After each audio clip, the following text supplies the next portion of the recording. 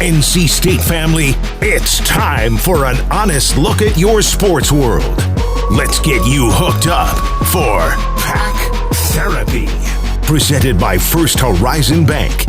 Here are your hosts, Tim Donnelly and Wolfpack football legend Mike Glennon. Welcome into another edition of Pack Therapy, the podcast. Tim Donnelly here alongside my co-host, NC State legend Mike Glennon.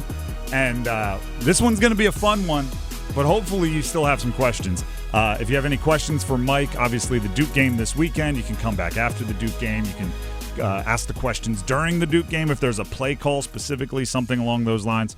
Run to our YouTube, 99.9 The Fan, find the Pack Therapy playlist. You can just find this video if you're listening on some other podcast software. Find this video. It'll be our most recent, and just basically ask a question in the comments there, and you might just hear it answered by Mike. We'll have those questions from the past week coming up later in the podcast. But we have to start with a 59-28 win over Stanford at home. Most points scored by NC State against an ACC opponent. Happens to come in the first time they play against Stanford as an ACC opponent. After losses, I've kind of gone to starting our conversations with what the heck happened. This one is, it's the better version of that. Like, where the heck did that come from? What was up with the offense in that one, Mike? Yeah, they broke the school record for points against ACC opponent. I heard that it broke the record of the Maryland game my junior year. I was there. You were there. You probably still. that the second half had a runners night after it. That is true. But that was the best I've seen this offense look, and CJ Bailey efficient as you know. Mm-hmm. It was really unbelievable to see him just 90% completion. Spread the rock around. You're seeing him play with athleticism. You're seeing him throw the ball. You're seeing him make good decisions. It's been special to see him already grow, and you can hope what the future would look like. But everyone was involved. It was across the board. The run game, Hollywood Smothers. You were watching on Sundays, you see guys like Jahmyr Gibbs, and it's like this dude showing some explosionness that reflects guys like Jahmyr Gibbs in the NFL. Jordan Waters, long touchdown. The receivers, Joe Lee, Casey Concepcion involved. Everyone's getting involved in the game, and I think that's what you do have to give Robert and I credit for was beginning of the year, maybe they were trying too hard to get the ball into Casey's hands. Now they're just letting it happen organically, and it seems like it's going well for everyone. And I can't not mention the offensive line. They're blowing Stanford's defensive line off the ball every play. And on the other side of the ball, NC State's defense just dominated as well. It's a bit of chicken or the egg for me on offense, and I know which one I think happened first because you have two 100-yard rushers. And I think if you're a stat watcher, right, you had something going on Saturday, didn't get to watch the game, you just checked the box score. You might watch and go, oh, thank goodness they got the run game going, and CJ Bailey was able to be efficient in the pass, which is a lot of times how football, like if you just boil it down to the schematics, works, right? If the run game gets going, then the defense sells out to stop the run. That's how a young quarterback might complete 18 of 20 passes for 234 yards and 3 touchdowns, which is what Bailey did. But I actually think it's reverse. I think how efficient he was early in the game allowed the running game to get going, which is quite frankly different than what Dave Doran has wanted to do throughout the years. It's always been, you establish the run, you throw off the counters to that. I think they've in the bye week, and obviously it showed in the game. This is now a CJ Bailey, and the pass game is the spear of the attack, and the running game was able to have success off of that. I agree with that, and I also think it seems like Hollywood Smothers is going to become the featured back in the offense. Now, this was the best we saw Jordan Waters look, and his 94-yard touchdown, obviously inflate those numbers big time. But Hollywood Smothers, man, he's got some juice to him. He's got balance. He's kind of a smaller guy, but he was bouncing off of tackles. And all in all, I just think this offensive line just dominated. So, yeah, I think they did kind of throw, which set up the run, but I think it was more just a physical presence up front that it reminded me of kind of what Clemson did to NC State earlier in the season. And Stanford just, it's crazy kind of how far they have fallen in the past decade, but that was a impressive performance by NC State. We can't take away from them. This is still an ACC opponent that has beaten Syracuse beat Stanford, or Stanford beat Syracuse. Yep. So it's not like this is just some nobody, but yeah, I think Stanford is definitely not what they used to be. The context there is Stanford looked not very good. So but also like when you play a team that doesn't look good, you still have to execute.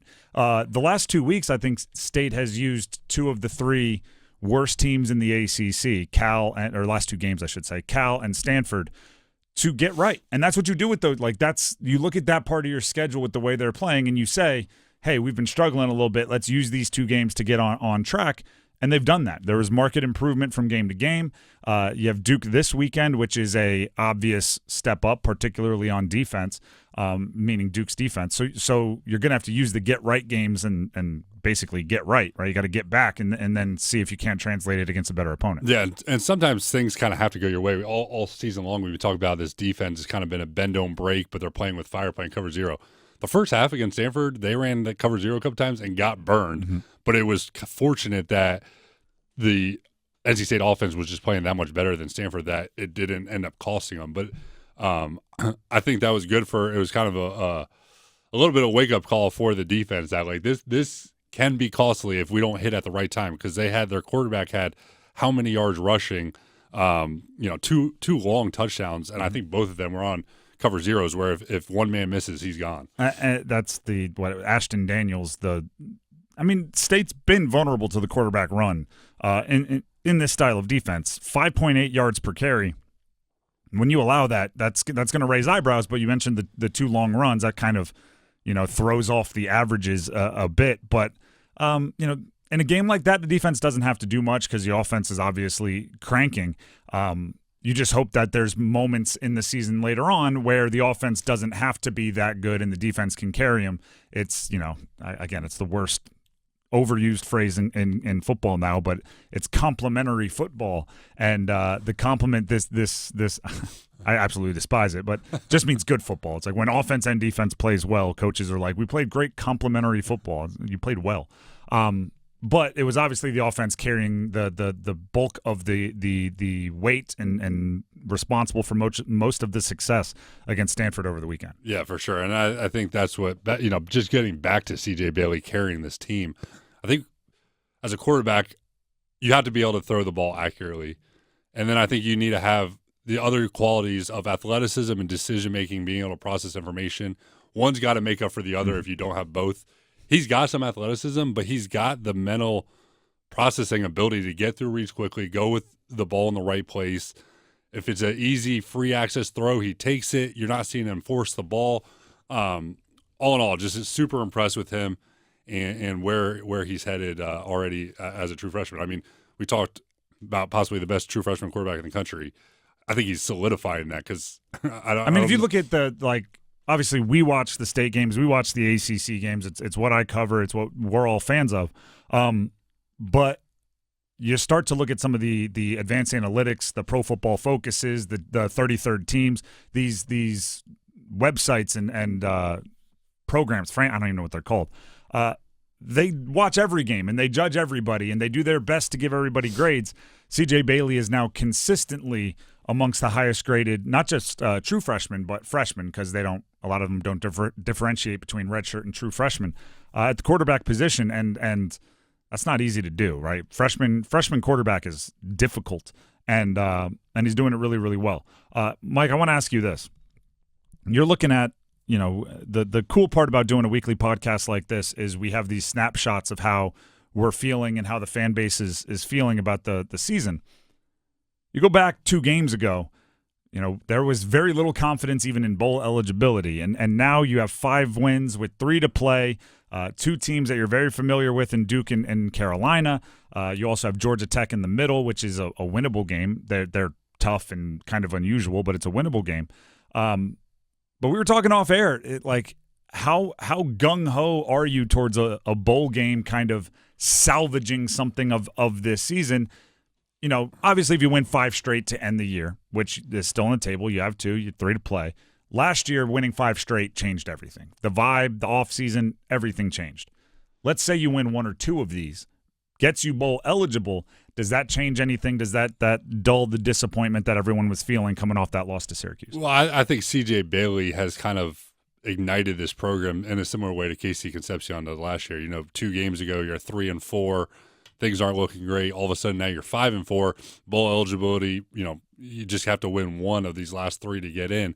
But to me, I think college football has a postseason problem, and they tried fixing that with the college football playoff, which I think is going to be great. Seeing all that stuff come out this week about who's in, who's out, I think that's awesome. But that's really only talking to the top 20-ish teams in the country. And for a school like NC State that's out of it, it's like, what are we playing for at this point? ACC championship out the door, college football playoff out the door. Okay, we're playing to get to the Pop-Tarts Bowl or the Independence Bowl. Like, chances are a lot of the players are going to opt out. Coaches are going to leave.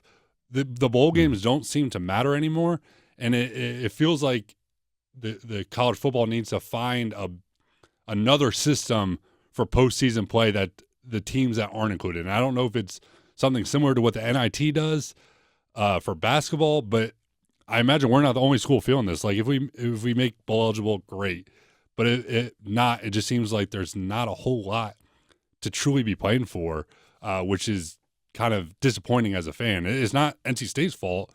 It's just the way the system's run right now. If we have some crossover listeners from this pod and my afternoon show, they'll know that I'm big in the analogy game, and I have what I think is a pretty good analogy for this. Bowl games are very similar to what I think, like bowl games, the ones that aren't in the college football playoff. Let's not pretend like those games aren't awesome. Kind of Pro Bowl-ish, which is used to be awesome, right? It used to be the players would play, they'd play hard. You'd see so many of your favorite players on the same. It was the All-Star game in the NFL. It was cool. It was in Hawaii, and then it slowly lost. Players started opting out. Suddenly, you'd be down to your 4th, 5th replacement at a lot of positions.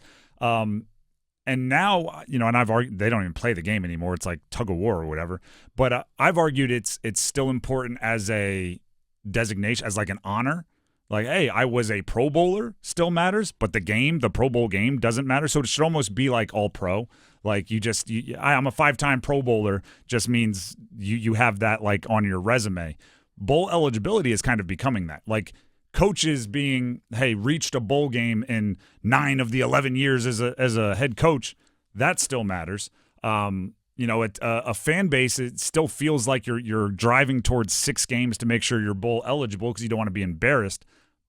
But it's just a designation. Like, I think NC State fans would be very disappointed and very, I don't want to say embarrassed, but angry, and would be looking for heads to roll if they aren't bowl eligible at the end of the year.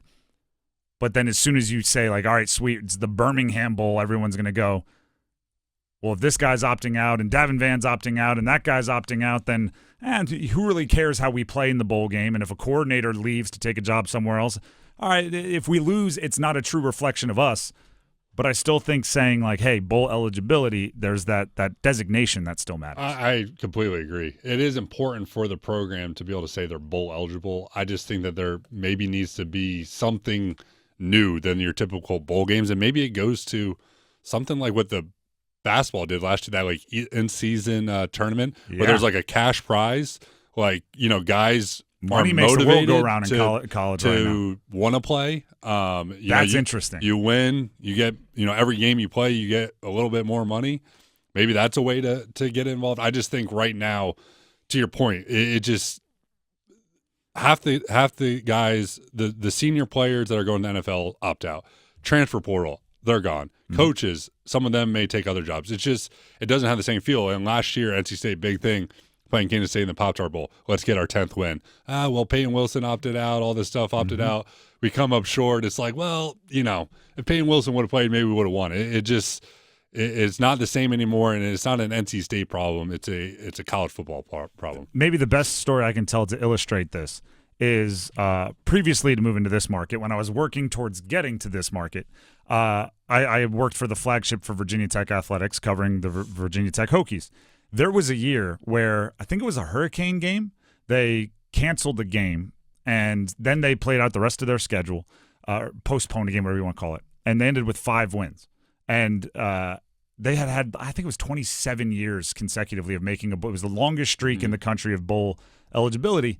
And they had the option to, during the week of the ACC championship game, schedule anybody to play one. They had like one more game. They were 5 games. They needed 6 wins. They could have scheduled, Marshall, or they could have, I don't know, some other group of 5 team that they likely would have beat, and they didn't.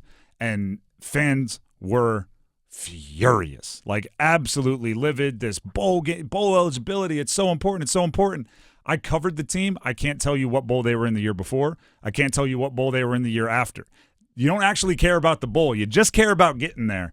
I don't think their lives would have been enriched by a pinstripe bowl appearance or whatever they would have gotten, but it does matter. So I do think the next 3 games are very important for State to win and get that bowl eligibility. I think they will, by the way. I don't know how you solve the issue of once you check the box and become bowl eligible, how do you make the rest matter? And you throwing out cash, that's intriguing to me, because if there's anything true about the last however many days of or however many years of college football, it's money makes everything move.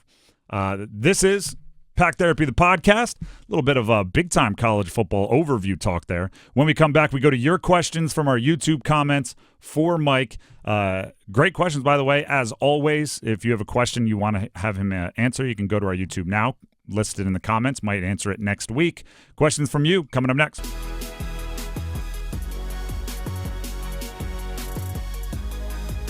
Welcome back in. Pack Therapy, the podcast. It's time for your questions for Mike. I'm going to start with this one. I wasn't planning on it. By the way, all these questions come from our YouTube comments on last week's video. Some of you direct message me on social media, a bunch of different stuff. However you get the question to us, if it's good enough, I'll ask it. Carrier pigeon, whatever you got to do. I wasn't going to start with this one, but it kind of leads off of what we were talking about before our little break there. It comes from Rick Martak on Twitter. Stanford was cool, but would you really, and this is for you as a guy that played in the ACC, would you really choose to trade a game against one of the traditional NC State ACC opponents for a random Stanford game in early November? It's a question about conference expansion and what's better.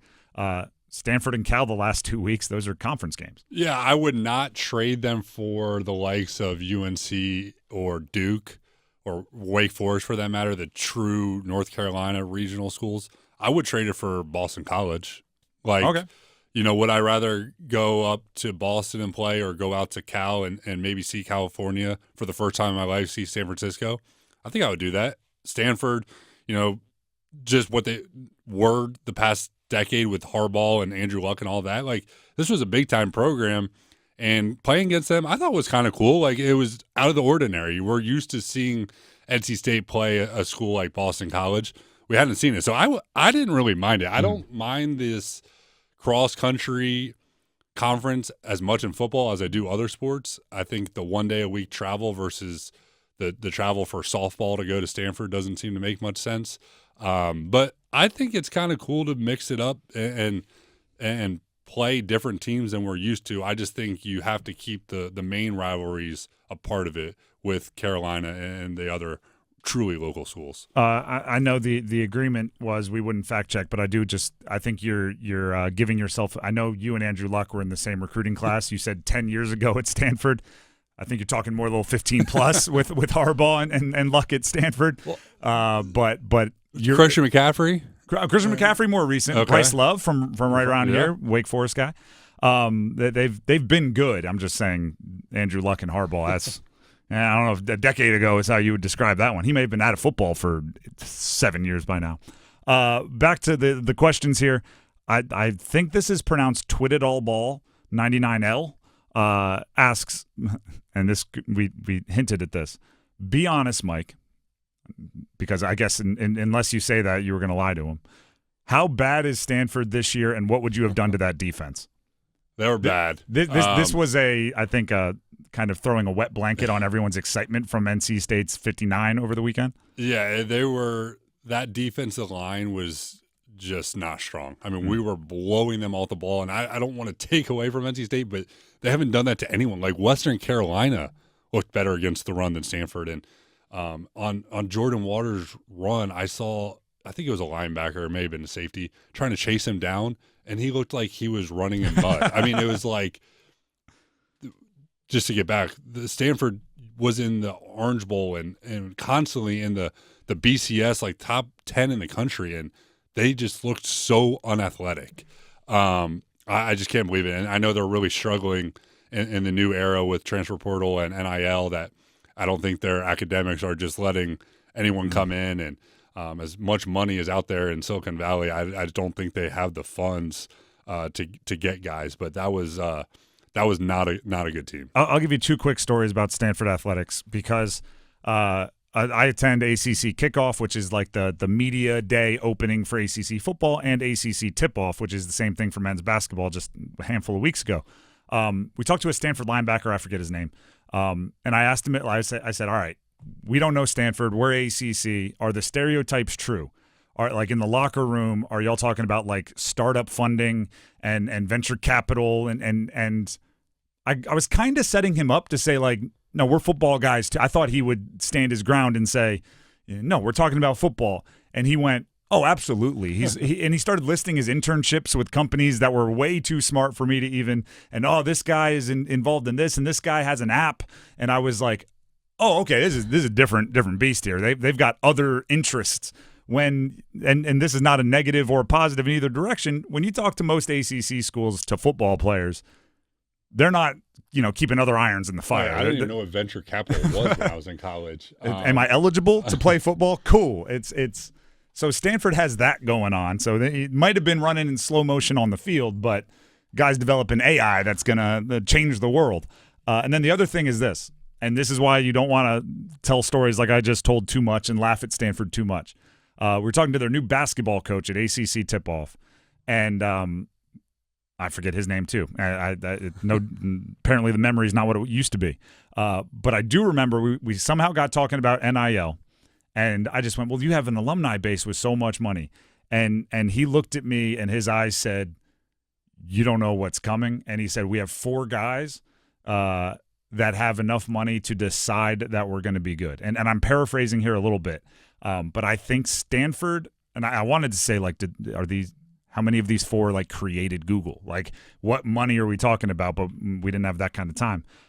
Stanford, their endowment, their alumniship, there is a bananas amount of money there.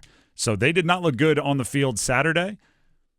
If the right people that wear Stanford polos in boardrooms decide they're going to have a better team, they're going to have a better team. There's money there. Yeah, you would think that with the amount of money in Silicon Valley and the success of the alumni, that all it takes is a couple, billionaires. They have multiple billionaires. Multiple. I was saying multiple is. They may have as many as any school in the country, and you would think that they would be able to put that to the NIL. But when I turn on a Stanford game, there looks like there's more people at Broughton High School games than there are at Stanford games. I mean, it's not there now. And State destroyed him. I'm just saying the look in his eye told me. And it might just be basketball. Maybe they'll focus on basketball, which, whatever. It's ACC. We like good basketball too. But the look in his eye told me it's like, the movie or the moment in the horror movie where there's like a Frankenstein is behind me and you see him and I don't, and like your eye was telling me to be scared. That's all. Maybe he's selling something he doesn't have. I'm just passing along information from ACC tip-off. Back to the questions. This might be related. At Wilson8, okay? Just keep the name in mind. Not everyone can play like Peyton Wilson, but he was talking trash to Stanford and pumping up the team on the field after his ceremony, and it was something the team needed. Why can't they find someone to replace that part of Peyton, even if you can't replace the fast linebacker? Yeah, I saw him do that on the field. I was like, is he barking at the other team? And then I saw him go over to the NC State sideline. And NC State was on like the 1 yard. It was offense going in. I turned to the guy next to me. I'm like, oh, they're scoring on this play. And Stanford stuffed them. So I think, you want to have those guys that have that fire in them and get the guys going. It's just not in everybody. Like, it's not like you can just tell someone to fake it and be that. Peyton Wilson clearly just has that in his DNA. And when you're a really good player and you have that kind of personality and leadership, then it makes it that much easier to lead. But, to Wilson 8's point, I haven't seen that from anyone on defense this year. Is a guy that kind of is an energy guy that gets the whole team going. Give us some names of some guys that did that for your squads. First person come to mind is Jameis Winston. I mean, Jameis, we've all seen the E and W's, but I've seen many of pep talks from Jameis, and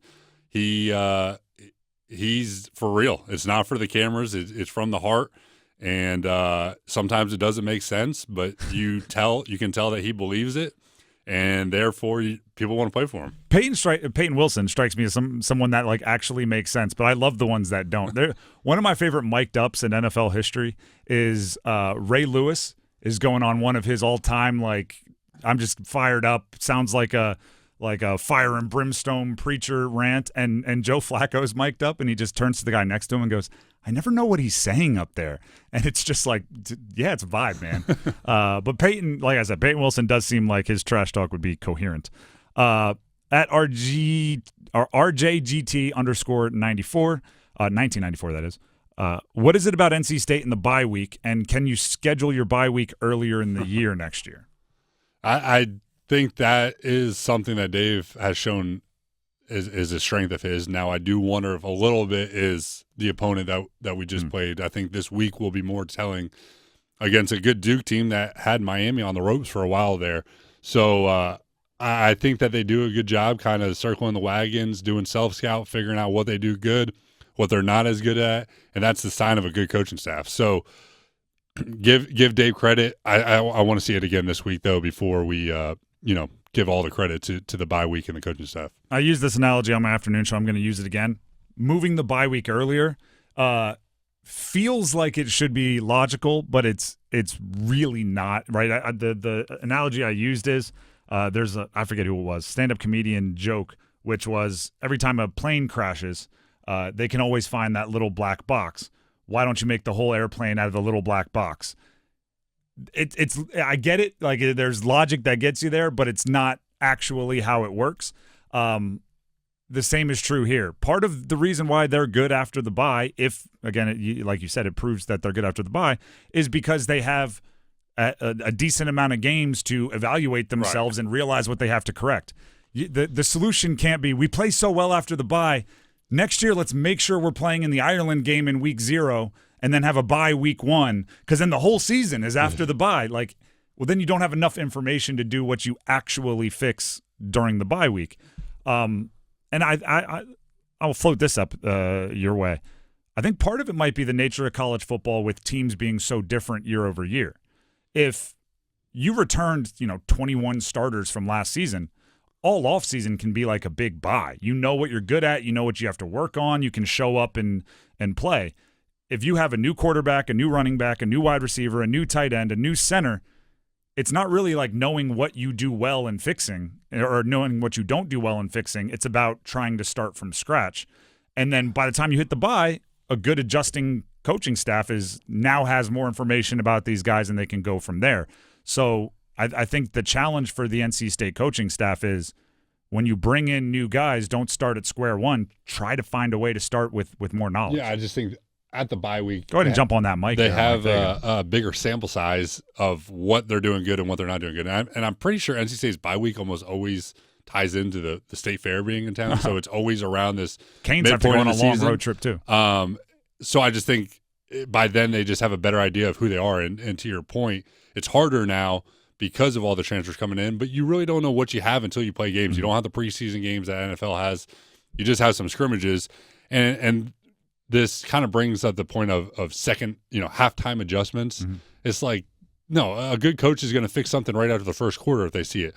Dorn's going to fix something after the first or the fourth game of the season if he knows that they can. Mm-hmm. It's just you start learning more about your team the further you get along. So I don't think it's about the bye week coming early or any of that. It's just their bye week usually comes around this time of the year, and by then they kind of know who they are, and they adjust by then. And they made adjustments before the bye week at Cal, which we saw. True. Which brings me to one of my favorite theories or favorite ideas, which is at the end of spring ball, you should play a real game against an FCS team. Love it. I would love to see them get rid of the spring game and play an FCS game. And every Power 5 team or every FBS team can play an FCS team at the end of spring ball, which would give you more information about the transfers that assuming got there right after the previous season, and way to make money. You can sell tickets. The FCS guys would love it. And then you can get rid of the FCS games during the fall, play another premier game. It's a money thing. We have two more here that I want to get to because I think they're both interesting and a little different. David Jones, who's a frequent question asker, would love to hear Mike comment on the difference in OC play calling in college versus the NFL. Is the NFL less creative with the Lombardi attitude of this play will work if executed? And are they going to run it? Sorry, I'm going to read this in a better term. Is the NFL less creative with the Lombardi attitude of this play will work if executed and we're going to run it over and over and over, etc.? I'd say in the NFL it's way more game plan specific. And at least my experience in college football, we kind of ran what we did. We throw a few wrinkles in. We didn't add a whole lot of plays. In the NFL, you're adding new plays to the game plan every week, and it's more tailored around the specific defense you're playing, and it shows up more on third down in the red zone. So you're learning, you got your base plays, your staple plays, but you're going to be putting in a lot of specific plays that fit against that exact defense. When I played in college, we kind of ran what we did, and we would just we would feature the plays that were good against the certain coverages. So that's my experience. I can't speak on behalf of this staff. I think there is more creativity in college football now than when I played, so there probably is a little bit more game plan. But I don't think it matters as much about the opposing defense as maybe just trying to sprinkle in new plays on offense. And it seems, and they hit it. I mean, last week they threw the fake screen, and then hit, I believe it was Joe Lee coming across for the actual screen. So little plays like that offensive coordinators throw in, I think are a good thing. You don't want to depend too much on trickeration, which I don't think that's trickeration. I think that's creativity. That's something you'd see Kyle Shanahan put in. But all in all, I think NFL game plans are more defense specific, where the offense adds plays than in college football. Which makes sense. I mean, you don't have class. When you're in the NFL, you can spend more time each week customizing. Last one, and it comes from at Darcy Bowers. Last week we talked about, just real briefly, how the NC State game day experience is one of the best. Darcy agrees. First of all, thanks Tim and Mike for breaking down all things Wolfpack. You're welcome, Darcy. In addition to the actual games, I love, all caps, the pregame, national anthem, bandit flight team, Tuffy, Kipling's Law of the Jungle. Here's a question for you, and I don't know if you know this for the current staff, but how is it determined who gets to carry the U.S. and NC flags as the team charges onto the field? Yeah, I don't know how they do that. When I was in school, it was the scout team players of the week got to do it. So it was like a kind of a small reward for the players that aren't probably playing in the game, and it might be a freshman on the scout team, or it might be the walk-on that, he's a junior or senior, and that's kind of one of his few moments that he gets to be the featured guy. So that's how we did it. When I played, I'm not sure how Doran does it. I will say I would be very surprised if it wasn't something earned. Coaches love using that as ways to reward guys who do things the right way. Right. The scout team makes sense. Sometimes it's like the strength and conditioning coach gets to make those decisions. Sometimes it's a special teams. It's usually a way to acknowledge somebody that went above and beyond or did things the way that your program wants them done. But I don't know, and maybe I'll send a few texts and try to find out for you next time. This has been Pack Therapy, the podcast. Duke this weekend. Don't forget, during the game, after the game, next week, leave comments on this video on our YouTube page, 99.9 The Fan. Just write in the comment section under the video if you want your question answered next week by Mike. And then I'll probably throw in my 2 cents because I just can't help myself. Pack Therapy, the podcast. We'll see you next week. Have a great week, everybody.